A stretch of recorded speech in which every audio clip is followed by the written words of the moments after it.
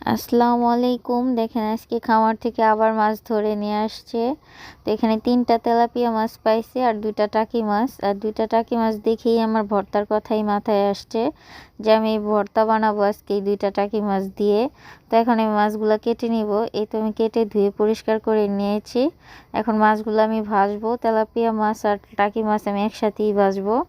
তো মানে আজকে আর ফ্রিজে মাছ রাখবো না, আগে থেকেই ভাবছি আজকে টাটকা মাছগুলা রান্না করব। কারণ টাটকা সাথে সাথে রান্না করে খেলে সেই মাছ আলাদা একটা স্বাদ।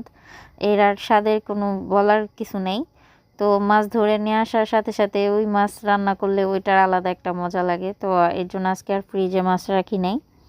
তো এখন আমি টাকি মাছগুলো ভর্তা করব আর তেলাপিয়া মাছ আমি ফুলকপি দিয়ে রান্না করব। এই তো আমার মাছটা ভাজা হয়ে গিয়েছে, সাথে শুকনা মরিচ ভেজে নিয়েছি।